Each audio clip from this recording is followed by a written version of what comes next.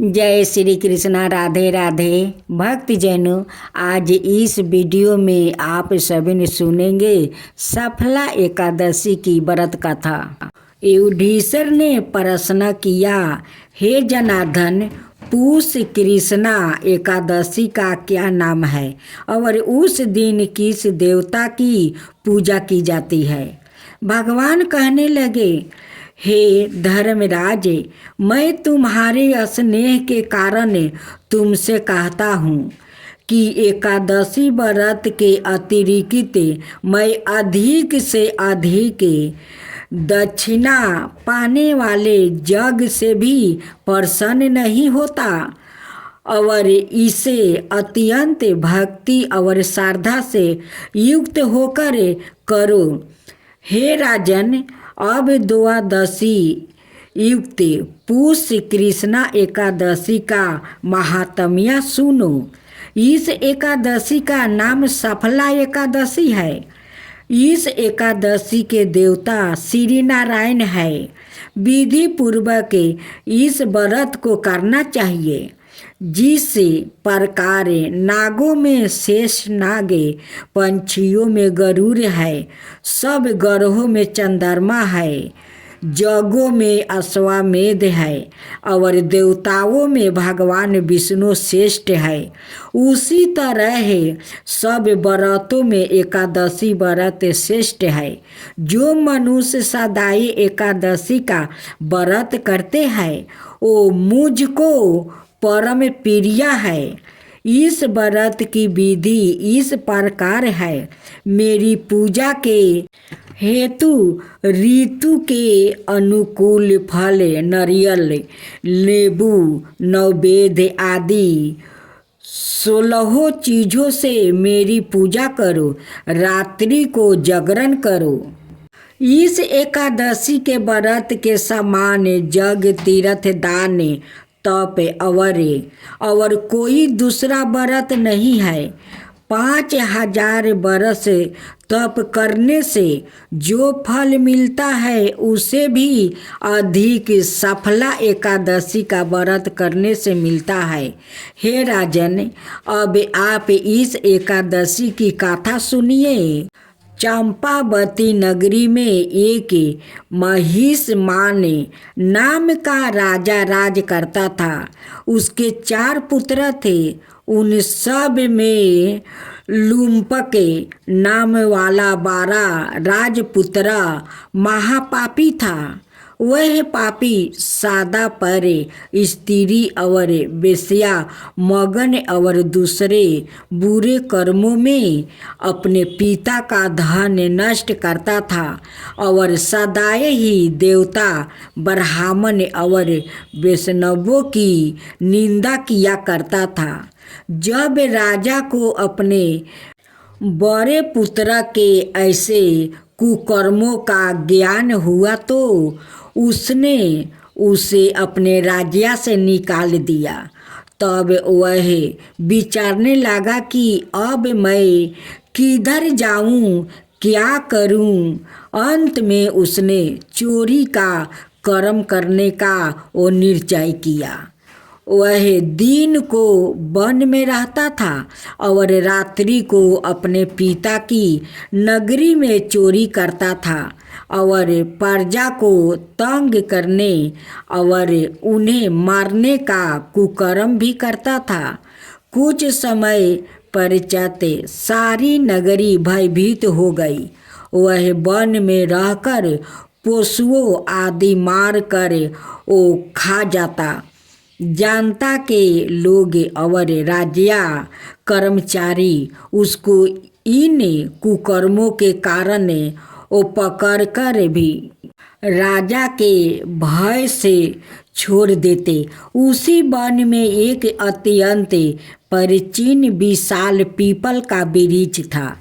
उसी वृक्ष के नीचे वो महापापी लुम्पक रहा करता था। इस वन को लोग देवताओं का कीड़ा स्थल मानते थे। कुछ समय पश्चात पूष कृष्णा पक्ष की 10वीं के दिन वह वस्त्रहीन होने से शीत के कारण सारी रात्रि सो नहीं सका और उसके हाथ पैर अकड़ गया था। वह रात्रि उसने बड़ी कठिनाई से व्यतीत की और सूर्योदय होने से पूरब मूर्छित हो गया। दूसरे दिन एकादशी को मध्यम के समय सूर्य की गर्मी से उसकी मूर्छित दूर हो गई तो होश में आकर गिरता पड़ता वन में भोजन की खोज में गया, परंतु व्यर्थ के कारण जीवों को मारने में असमर्थ था। इस कारण वृक्षों से गिरे हुए फलों को बीन कर वृक्ष के नीचे आया। उस समय तक सूर्य भगवान अस्त हो गया और उसने उन फलों को पीपल के वृक्ष के नीचे ला कर रख दिया और रो कर कहने लगा कि भगवान, यह सब फल आपके ही अर्पण है, आप ही इनसे दीपित होइए। उस रात्रि को दुख के मारे उसे नींद भी नहीं आई। इस उपवास और जागरण से भगवान अत्यंत प्रसन्न हुआ और उसके सब पाप नष्ट हो गया। दूसरे दिन प्रात समय एक अति सुंदर घोड़ा अनेक सुंदर वस्तुओं से साजा हुआ उसके सामने आकर खड़ा हो गया और इसी समय आकाशवाणी हुई, हे राजपुत्रा, श्री नारायण की कृपा से तेरे सब पाप नष्ट हो गया है। अब तू अपने पिता के पास जाकर राज्य प्राप्ति कर। ऐसी आकाशवाणी सुनकर वो बड़ा प्रसन्न हुआ और दिव्य वस्तु धारण करके भगवान आपकी जय हो ऐसा कहकर अपने पिता के पास चला गया। उसके पिता ने बड़ी प्रसन्नता से उसे समस्त राज्यभार सौंप कर वन को चला गया। अब लुम्पक शास्त्र अनुसार राज्य करने लगा। उसके स्त्री पुत्र आदि सारा कुटुंब भी नारायण का परम भक्त हो गया और वृद्ध होने पर वो भी अपने पुत्र को राज्य का कार्य सौंप कर तपस्या करने के लिए वो वन में चला गया और अंत समय में वैकुंठ को प्राप्ति हुआ। अत जो मनुष्य भक्ति पूर्वक सफला एकादशी का व्रत करते हैं उनको अंत में मुक्ति मिलती है। जो मनुष्य इस सफला एकादशी का व्रत नहीं करते वो पोछ और सींगों से रहित पशु के समान है। इस सफला एकादशी के महात्म्य के पढ़ने अथवा श्रवण करने से मनुष्य को अश्वमेध यज्ञ का वो फल प्राप्ति होता है। अब 11 माता की कथा। बहुत समय पहले की बात है। एक बार एक राजा की 2 बेटियां थी। छोटी बेटी एकादशी माता का व्रत किया करती थी। हर कोई छोटी बेटी की ही प्रशंसा करता था और बड़ी बहन छोटी बहन से बहुत ईर्ष्या करती थी। एक बार पड़ोसी राजा का बेटा बड़ी बेटी को देखने आया, लेकिन उसे बड़ी की जगह छोटी बेटी पसंद आ गई।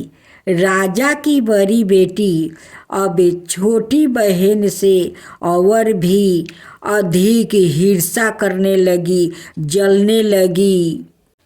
इस करतूतों के चलते वो तरह तरह से अपनी बहन को मारने की बहुत कोशिश किया करती थी।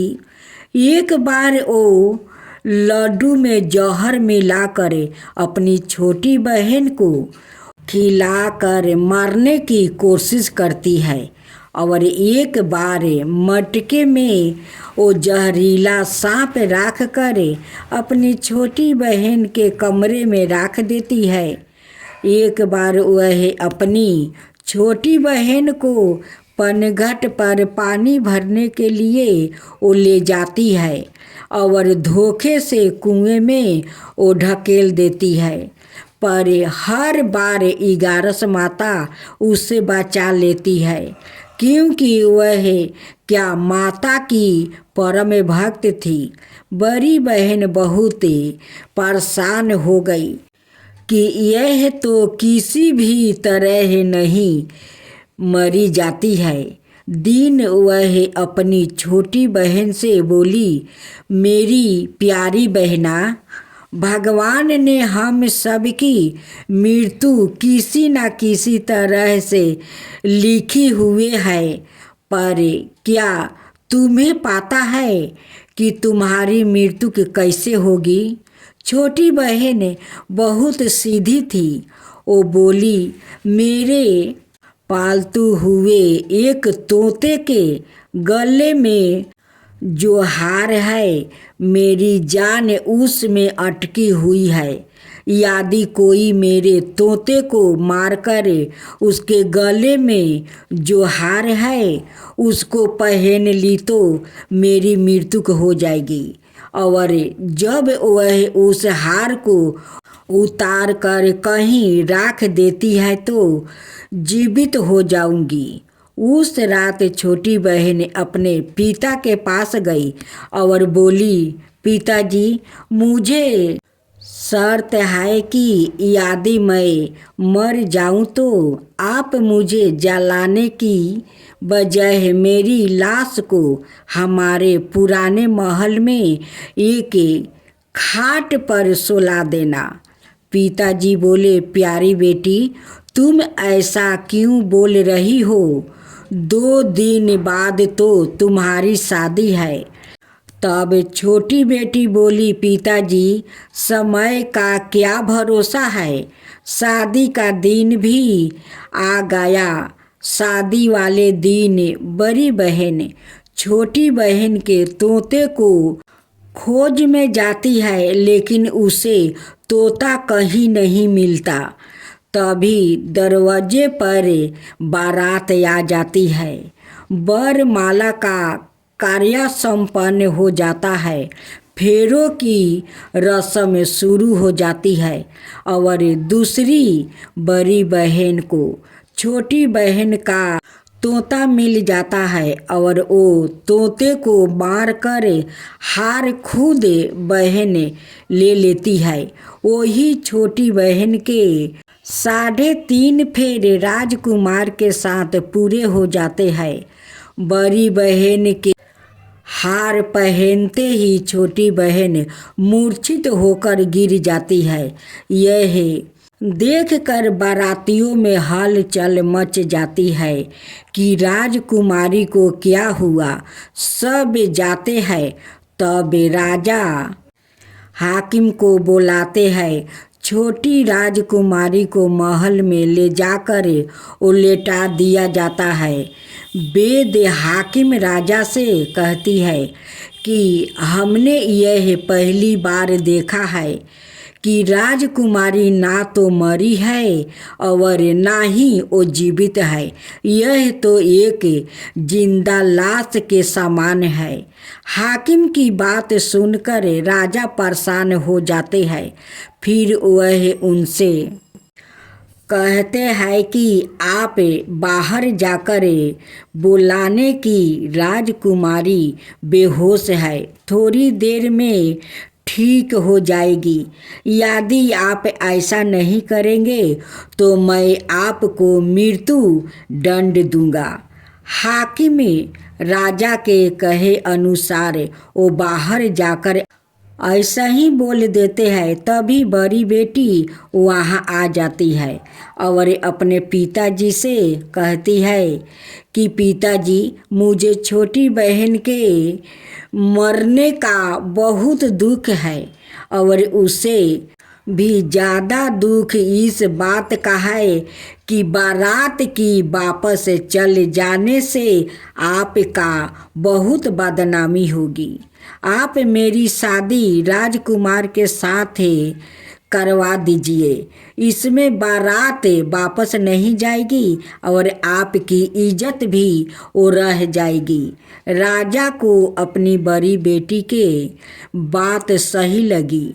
फिर बड़ी बेटी को छोटी बेटी के कपड़े पहनाकर मंडप में बैठा दिया जाता है, परंतु राजकुमार माना कर देते हैं कि यह मेरी पत्नी नहीं है।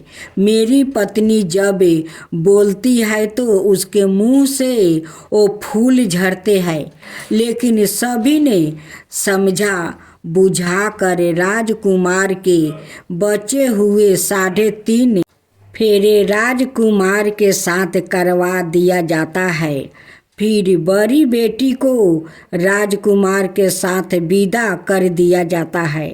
लेकिन राजकुमार बड़ी छोटी के हाथ से ना तो पानी पीते हैं और ना ही उससे बात करते हैं और ना उसका बनाया हुआ खाना खाते हैं। राजकुमार मन ही मन सोचते हैं कि मैं पता लगा कर रहूँगा कि मेरी पत्नी के साथ क्या हुआ है। एक दिन राजकुमार बड़े दुखी मन से घोड़े पर बैठकर वो जा रहे थे कि घोड़ा वही जाकर रुक जाता है। राजकुमारी की अधमरी लाश को रखा गया था। राजकुमार ने घोड़े को आगे चलने की बहुत कोशिश की, लेकिन घोड़ा चलने को तैयार नहीं हुआ।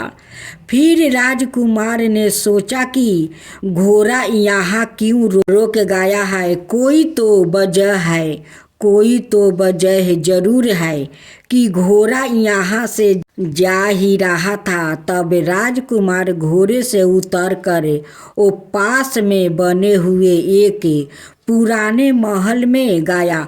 वहाँ पर एक चौकीदार था। राजकुमार ने चौकीदार से पूछा किसका महल है।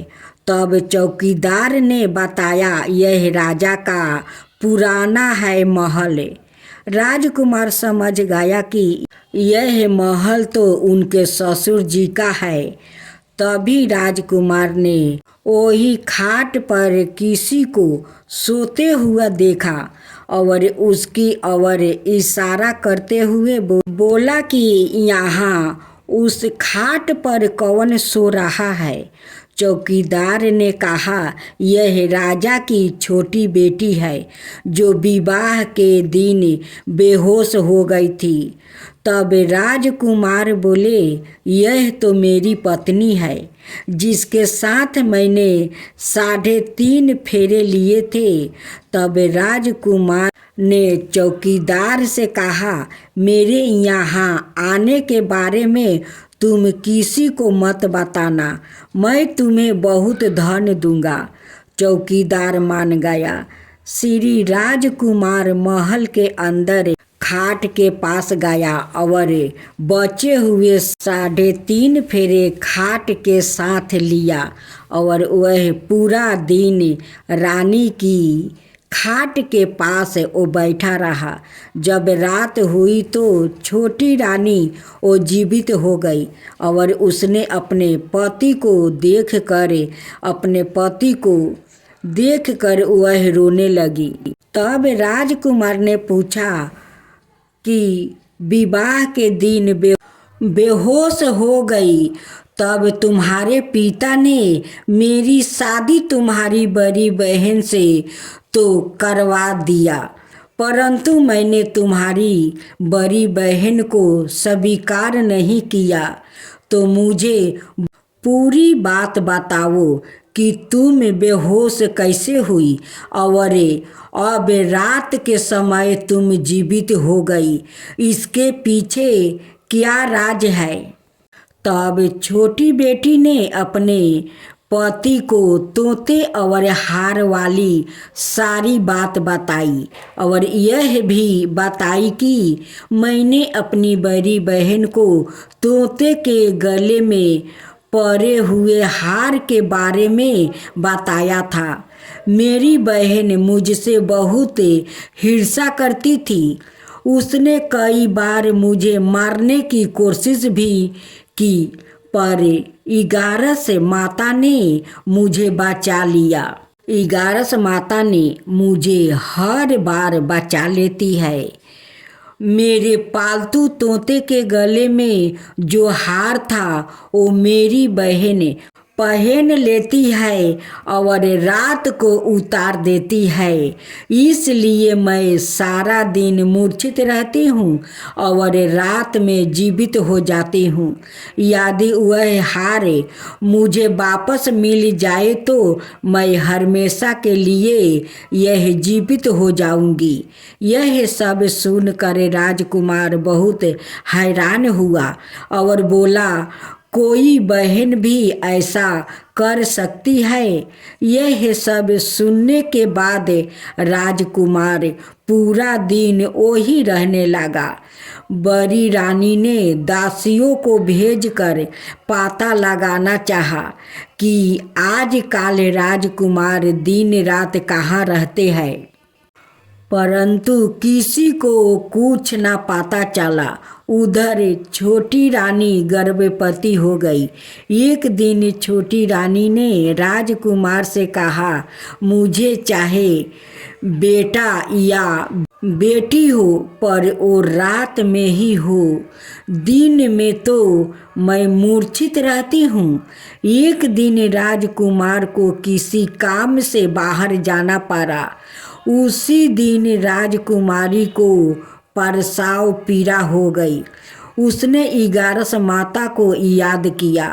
तब सवाए 11 माता ने आकर उसका प्रस्ताव किया।